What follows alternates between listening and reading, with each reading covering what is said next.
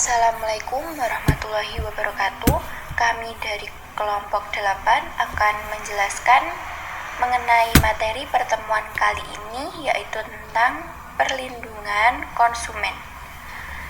Pertama-tama saya akan memperkenalkan nama anggota dari kelompok kami, yaitu yang pertama atas nama saya sendiri, Trisna Livia Uswatun Hasanah, NPM 19101040007.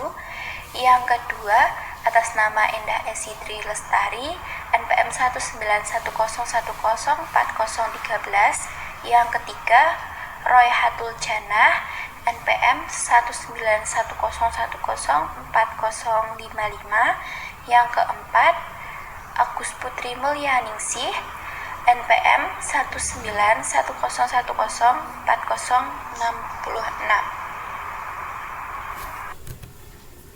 Saya akan mengawali pembahasan dari materi ini, yaitu dengan diawali tentang kepercayaan dalam bisnis.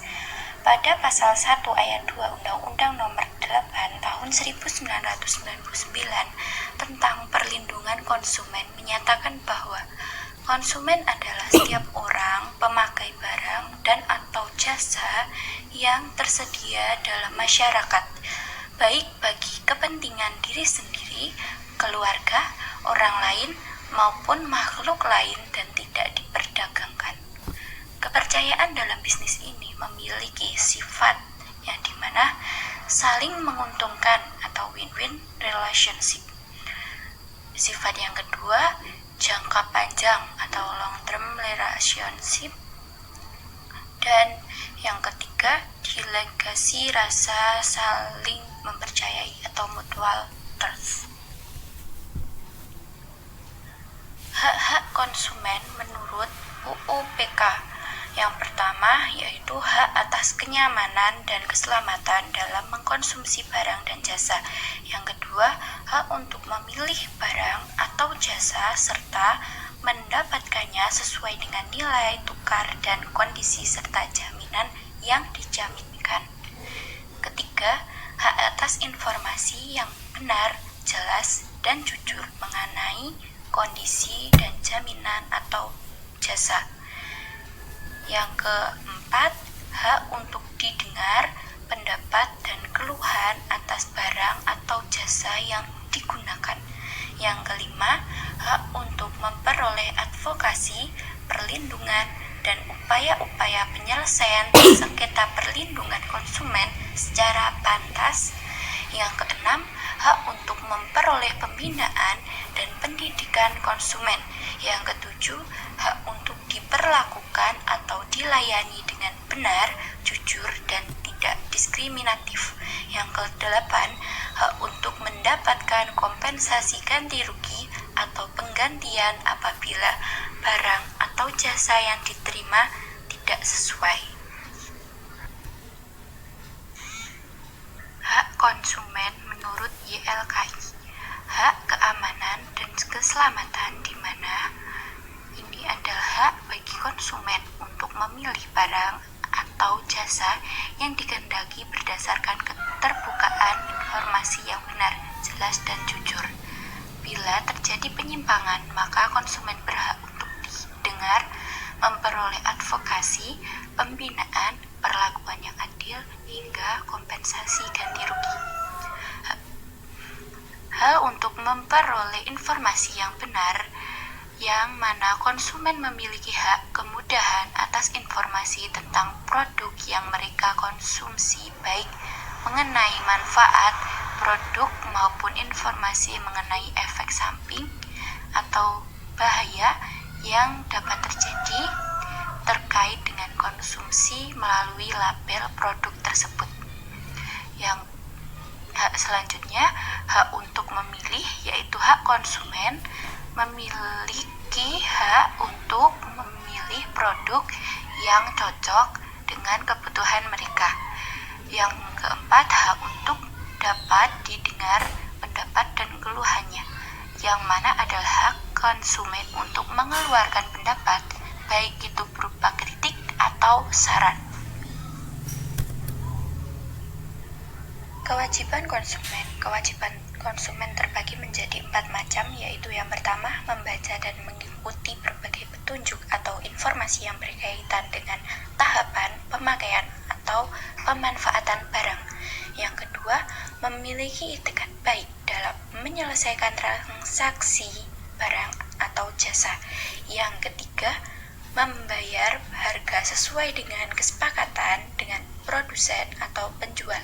Yang terakhir, bersedia mengikuti prosedur penyelesaian sengketa hukum yang terikat dengan upaya perlindungan konsumen melalui sikap yang pantas.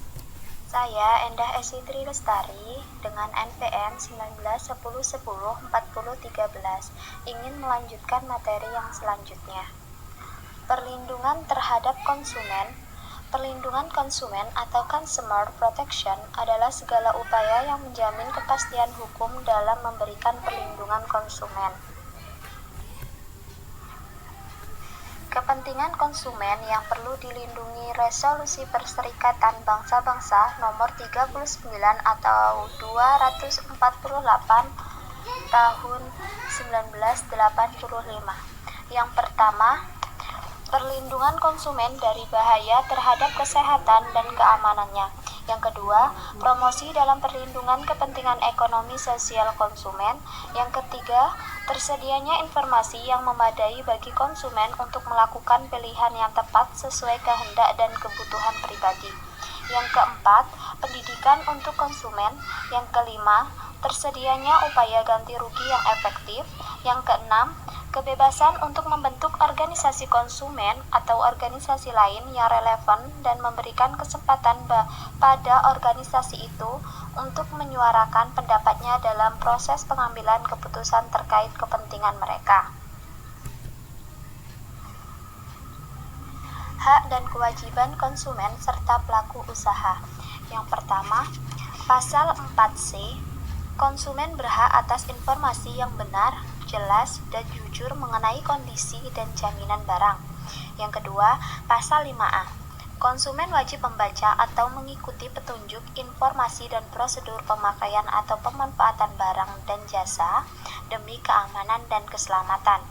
Yang ketiga, Pasal 6A, pelaku usaha berhak untuk menerima pembayaran yang sesuai dengan kesepakatan mengenai kondisi dan nilai tukar barang atau jasa yang diperdagangkan. Yang keempat, Pasal 7A, pelaku usaha harus beritikat baik dalam melakukan kegiatan usaha. Yang kelima, Pasal 7B, pelaku usaha wajib memberikan kompensasi, ganti rugi, atau penggantian atas kerugian akibat penggunaan, pemakaian, dan pemanfaatan barang dan jasa yang diperdagangkan.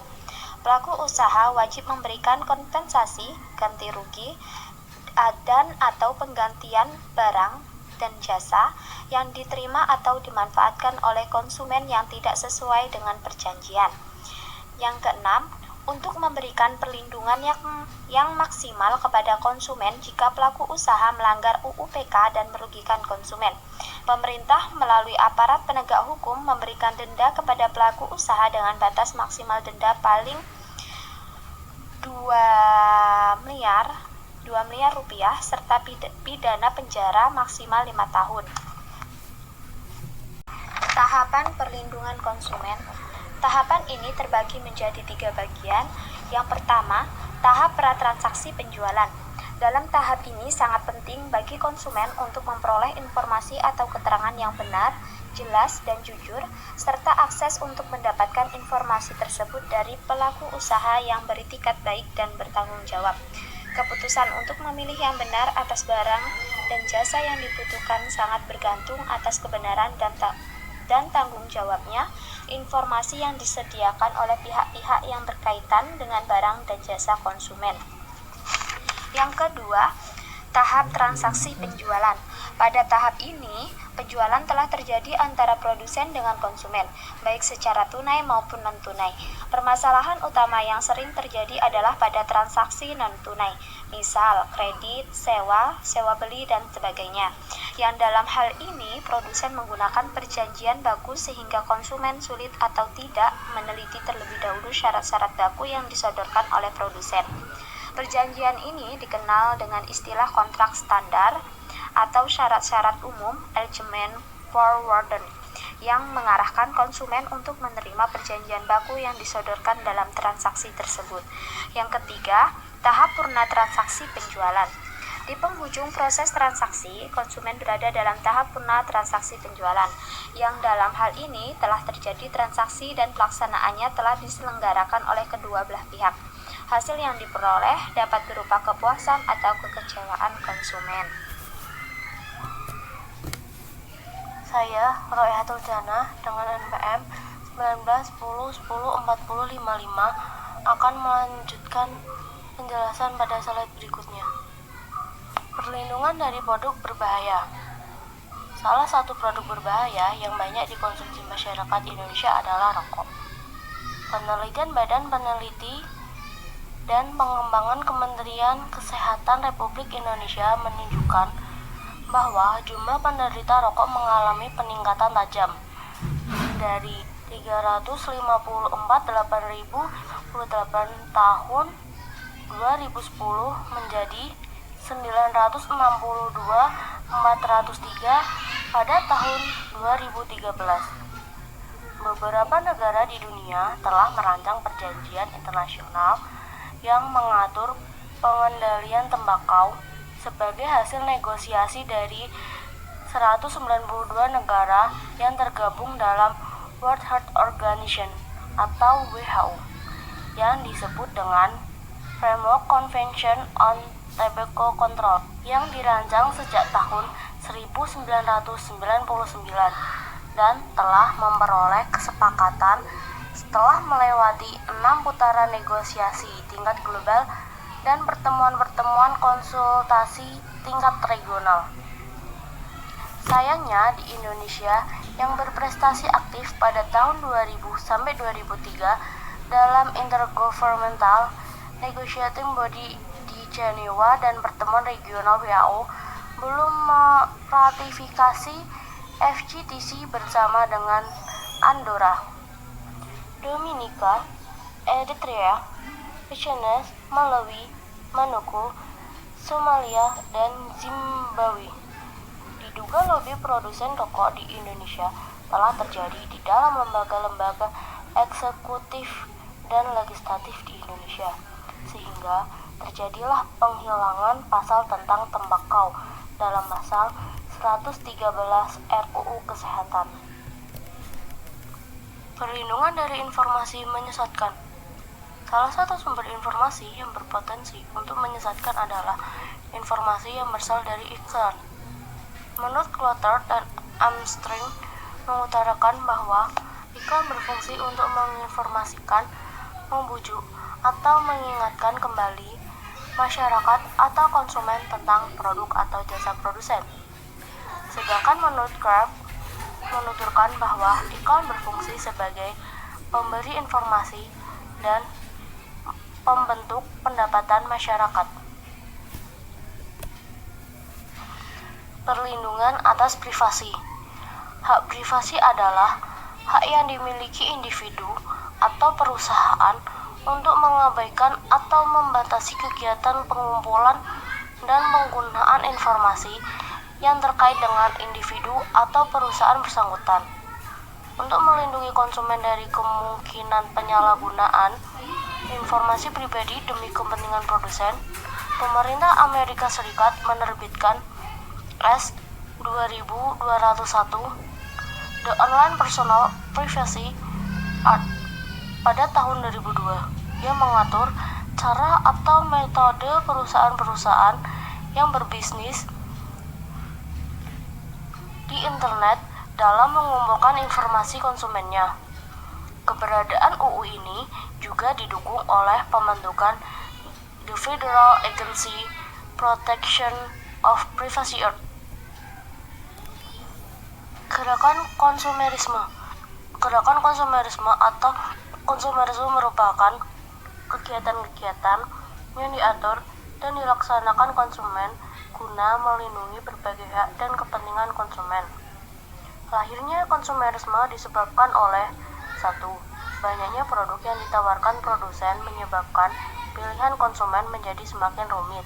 Kedua, makin terspesifikasinya bisnis jasa telah menyebabkan konsumen mengalami kesulitan untuk memilih jasa terbaik sesuai dengan kebutuhan karena ketiadaan informasi. 3. Intensitas iklan di berbagai media yang sangat meyakinkan ternyata berpotensi merusak kepribadian secara moral dan kultural. 4. Keamanan produk yang seringkali diabaikan oleh produsen. 5. Lembaga konsumen dapat mengadvokasi dan memberi konsultasi kepada konsumen yang akan melakukan kontrak jual beli. Saya, Agus Putri Mulyaningsih, NPM 1910104666, akan menjelaskan slide berikutnya. Prinsip-prinsip yang dianut oleh lembaga konsumen ada 5. Di antaranya, yang pertama yaitu mempedulikan masyarakat. Prinsip ini mengutarakan bahwa lembaga konsumen adalah gerakan yang peduli dan memperjuangkan kepentingan masyarakat, serta nilai-nilai kemanusiaan dari sikap rakus para pelaku bisnis. Yang kedua, yaitu melindungi bumi. Dalam prinsip ini, lembaga konsumen sangat peduli dengan kelestarian bumi, sehingga bumi dapat diwariskan kepada generasi berikutnya dan tidak hanya dieksploitasi oleh sebagian orang yang kurang bertanggung jawab. Yang ketiga, yaitu mendorong konsumen mengetahui hak-haknya. Prinsip ini menjelaskan bahwa lembaga konsumen percaya bahwa setiap orang atau konsumen berhak untuk dapat memenuhi kebutuhannya dengan rasa aman, serta diperlakukan dengan adil dan bermartabat. Prinsip yang keempat yaitu memperjuangkan keadilan. Prinsip ini menjelaskan bahwa lembaga konsumen adalah sarana yang tepat bagi kalangan pengguna produk untuk memperjuangkan hak-haknya. Dan prinsip yang kelima yaitu menggalang kekuatan. Dalam prinsip ini, sebagai bentuk solidaritas, lembaga konsumen dapat menjadi kekuatan yang bersatu untuk melawan kesewenang-wenangan pelaku bisnis yang tidak etis. Yayasan Lembaga Konsumen di Indonesia. Di Indonesia, Yayasan Lembaga Konsumen Indonesia atau disingkat sebagai YLKI merupakan lembaga pertama yang aktif menyuarakan kepentingan konsumen.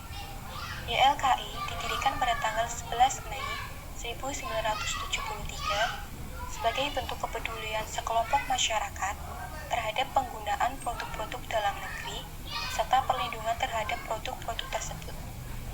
YLKI memiliki semboyan yaitu melindungi konsumen, menjaga martabat produsen, dan membantu pemerintah. Berdasarkan semboyan tersebut, maka lembaga ini memiliki tujuan untuk memberi bimbingan dan perlindungan kepada masyarakat konsumen untuk menuju kesejahteraan keluarga. Gugatan kepentingan kelompok. Aturan UU-PK Pasal 7 huruf B menyatakan bahwa pelaku usaha wajib memberikan kompensasi, ganti rugi, dan atau penggantian kerugian akibat penggunaan, pemakaian, dan pemanfaatan barang dan atau jasa yang diperdagangkan. Selain itu, pelaku usaha wajib memberikan kompensasi, ganti rugi, dan atau penggantian barang atau jasa yang diterima atau dimanfaatkan oleh konsumen yang tidak sesuai dengan perjanjian. Untuk kasus sengketa konsumen yang melibatkan konsumen dalam jumlah besar dengan inti persoalan yang sama, maka konsumen dapat mengajukan gugatan kepentingan kelompok kepada pelaku usaha. Hal ini sesuai dengan pasal 46 ayat 1 huruf B. Gugatan kepada pelaku usaha tersebut cukup diwakili oleh beberapa konsumen atau oleh satu lembaga konsumen yang disebut dengan YLKI. Selain kasus gugatan kepentingan kelompok, konsumen juga dapat meminta produsen untuk melakukan pembuktian terbalik jika produsen dianggap melakukan kesalahan yang menimbulkan kerugian di pihak konsumen. Pasal 22 UU PK menyatakan bahwa pembuktian terhadap ada atau tidaknya unsur kesalahan dalam kasus pidana merupakan beban dan tanggung jawab pelaku usaha. Sekian presentasi dari kelompok kami. Apabila teman-teman ingin bertanya, silahkan disampaikan di forum diskusi. Terima kasih.